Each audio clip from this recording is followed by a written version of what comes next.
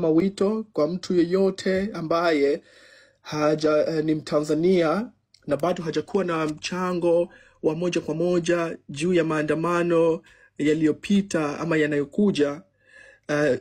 Jaribu kuangalia moyo wako ni mgumu kiasi gani, ikiwa mpaka sasa hujioni uko na hatia kwa sababu tu kutoa mchango wako juu ya kuitafuta serikali itakayokuwa ya haki.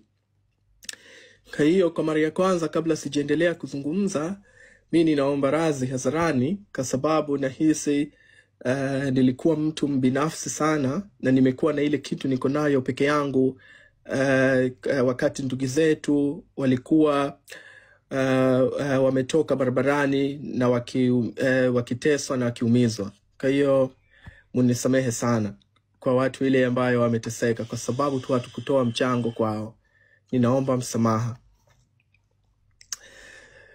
Taarifa ya pili, kabla kuendelea kwenye point kubwa, ninaendelea tena kwa mara nyingine kumuomba kila mtu ambaye yuko hapa kwa lengo la kutaka tuone Tanzania yetu inakuwa nchi bora zaidi, nchi itakayokuwa na haki zaidi, nchi itakayokuwa watu wana furaha zaidi. Basi ninakuomba sana ukubali kumpenda mwenzi wako. Isikuwe we sababu ya kuzivunja hizi harakati. Usikubali kuwa we sababu ya kuzipasua hizi platforms ambazo watu tunakaa kwa kuongea. Ikiwa tunazungumza maneno ambazo hazijakuwa zinakupendeza, ni vizuri usikae pembeni ukatuongea. Ni vizuri tukue tunasameheana na tupendane kweli kweli, tushirikiane mpaka pale tu matakwa yetu yatakapokuwa yamezingatiwa na yamefuatwa.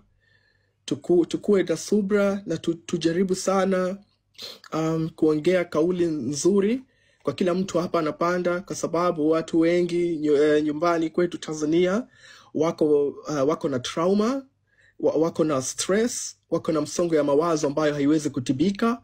Kwa hiyo tukue na subra, tukue wavumilivu. Hata kama mtu atakuja atauliza nikiandamana utanipa mkate, tutamjibu tu kama tunatamani kukupa mkate lakini hatuna uwezo wa kukupa mkate. Na inatosha kuliko tusitumie ubabe sana. Hili ndio jambo ambalo namuomba kila mtu. Jambo jingine, sasa hivi dakika ndogo imepita, nilikuwa na mazungumzo ya simu na watu watatu tofauti, lakini mmoja ni alikuwa ni mtu ambaye mwanaharakati anaheshimika sana kwa nchi yetu. Kuna mambo mazuri sana kaniambia juu ya mabarua ambayo tumeandika, kathibitishiwa kabisa majawabu, kathibitishiwa na watu wa ndani kabisa wako kwa government juu ya mambo ambayo si tunafanya, na kaniambia from Jumatatu mpaka Ijumaa kuna mambo mazito, kuna mambo mingi itakuwa itatokezea. Ni kweli kanieleza, lakini sijakuwa nimepewa ruhusa ya kuyaweka wazi kwa sasa, lakini naomba kuwapa utamu kidogo muweze kustahimili hii weekend ya Jumapili, kusubiri kitu kitamu zaidi inakuja Monday mpaka Friday. Kwa hiyo kazi inakwenda vizuri. Sasa ndugu yangu, kabla sijakuwa naendelea sana kuzungumza mambo binafsi, ningeomba leo kuwapa taarifa mpya.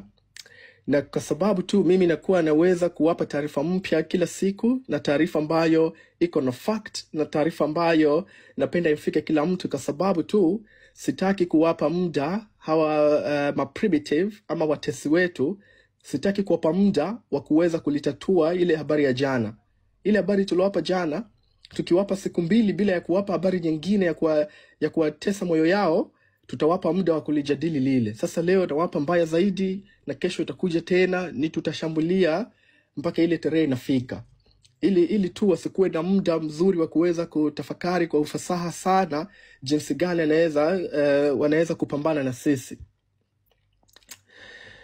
Kama nimeeleweka, ninashukuru. pia napokea update kama wanajaribu kunishusha tena, japokuwa nimeripoti huko kwa TikTok, nimeandikia email. Kwa hiyo maybe sijui nini mtafanya, kama kulike or something, nikuwe wanione niko active. I don't know if mnaweza mkafanya kitu kwa TikTok yangu, either kulike ama whatever, isije kadondoka, kwa sababu hii habari niweze kuwapatia. Well, so leo tumeingia. Ngoja kidogo Abil. Jamani, muende mlike kuna nani yake TikTok yake. Yaani mwekee vitu hapo kwenye nani yake. Okay. Unaweza kaendelea Abil.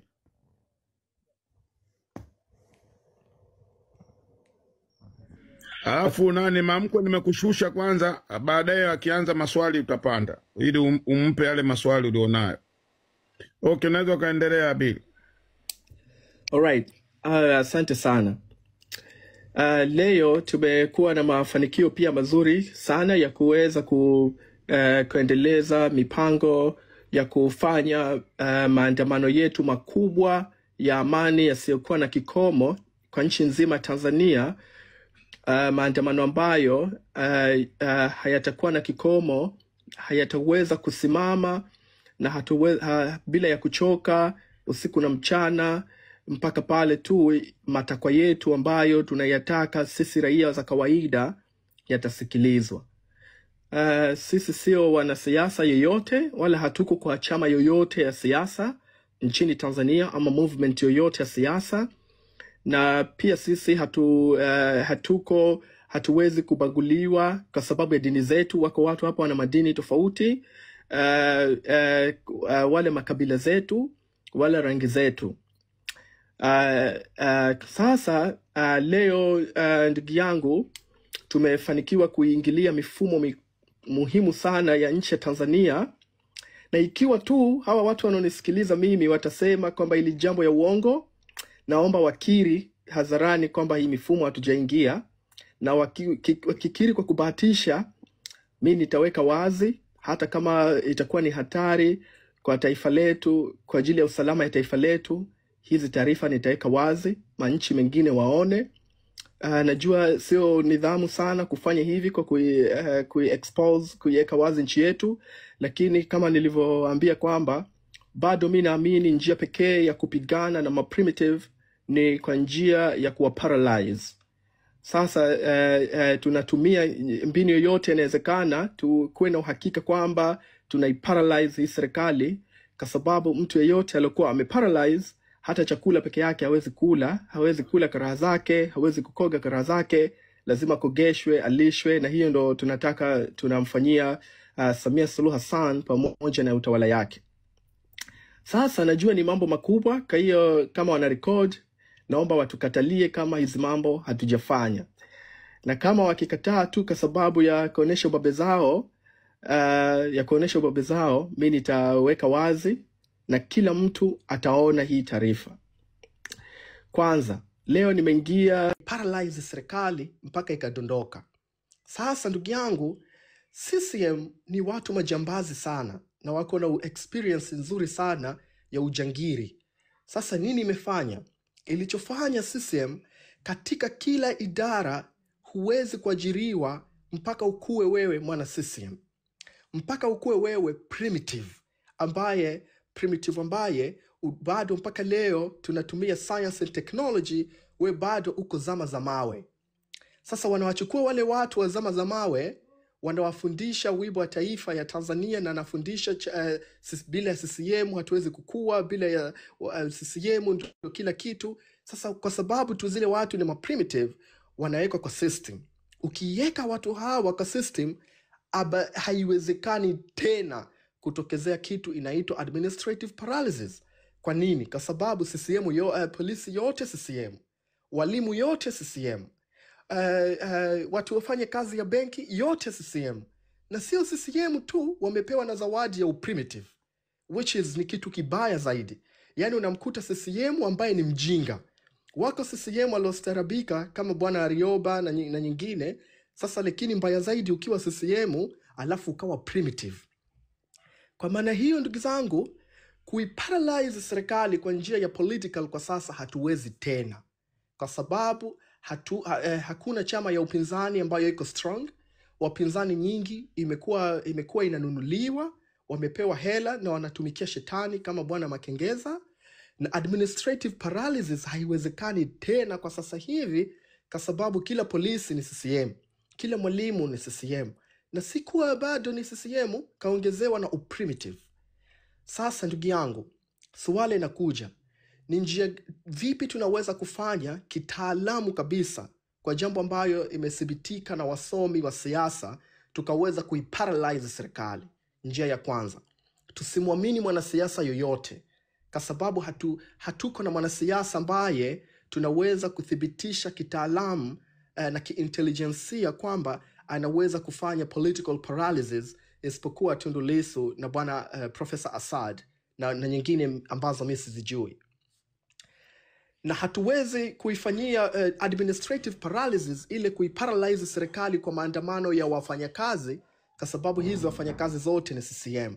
Swali linakuja, tunawezaje kuiparalyze serikali kitaalamu, kiintelijensia na kwa mujibu ya ulimwengu ambayo tunaishi nayo sasa? Njia iliyobaki ni moja tu, ambayo inaitwa public resistance paralysis. Maana yake kwa Kiswahili nyepesi ni maandamano ya amani ya kudumu ya raia wa kawaida ambayo hayana kiongozi yeyote ya kisiasa, hatuna kiongozi yeyote ya dini, hatuna kiongozi yeyote ambayo anatokana na fungamano yoyote ya mambo ya kisiasa. Hii ndugu zangu ndio njia peke yake iliyobakia kwa sasa kwa mujibu ya elimu na kitaalamu, tutaweza kuiparalyze serikali, tutaweza kuidondosha serikali. Lazima ndugu yangu tukue tunaambizana ukweli kwamba tuna muda mchache imebakia. Tuhimizane kwa moyo zetu moja na tumweke Mwenyezi Mungu wetu mbele, na tutumie kila taaluma na knowledge ambayo tuko nayo kuhakikisha kwamba tarehe 9 Disemba 2025 tunafanya maandamano makubwa ya amani yasiyokuwa na kikomo mpaka tu pale matakwa yetu raia wa kawaida yatakapokuwa yanasikilizwa. Kwa sababu hawa jamaa watakuwa wanasikiliza nini tunasema na nini mikakati yetu. Wamefika sasa kutujaribu kutumikiza watu wa masiasa na watu wa madini watujie ili kama kutaka kutuungana na sisi, alafu tukiingia kwa barabara tuulize nini mnataka, alafu wao tu kwa sababu wako ni wanasiasa seme okay, si ni kiongozi, kwa hiyo tutakuja hapa kuongea kwa niaba yao. Nei, mimi nimekuwa makini sana katika kila barua ambayo nimeandika, kutumia balozi zote, kutumia nchi za kimataifa. Nimewaambia kwamba sisi ni raia wa kizalendo ya Tanzania ambayo hatuko na fungamano la chama yoyote ya siasa nchini, na wala hatuko kwa movement yoyote nchini. Ndugu zangu, hii ni jambo muhimu sana mkue nayo. Tusije tukakubali kutumika na wanasiasa. Kama wanakuja kwa maandamano yetu, kama kwa lengo yao kutuunga sisi mkono, kwa hiyo lazima tutawapa masharti ambayo lazima wabebe bango ambayo ina agenda yetu. Wasije pale anakuja na bango ambayo inasema tunataka maridhiano. No, sisi tukusema tunataka maridhiano. Tunataka Samia Suluhu Hassan, IGP, CDF waachie mamlaka haraka iwezekanavyo. Ikiwa hawa jamaa watatujia sisi kwa maandamano yetu na agenda ya aina hiyo moja ambayo tuko nayo, tunakaribisha. Maandamano yetu tunakaribisha CCM. Maandamano yetu tunakaribisha vyama vya walemavu Tanzania. Maandamano yetu tunakaribisha vyama vya wagonjwa wa kisukari Tanzania. Tunakaribisha kila mtu aje kwa maandamano yetu ya amani yasiyokuwa na kikomo, na maandamano ambayo kwa hakika kabisa tutaparalyze serikali. Hiyo ilikuwa njia ya kwanza ambayo nimeona nirejee kidogo kama kutoa elimu, na ikiwa kuna mtu yote ambaye hajafahamu nikistop tutaulizana maswala.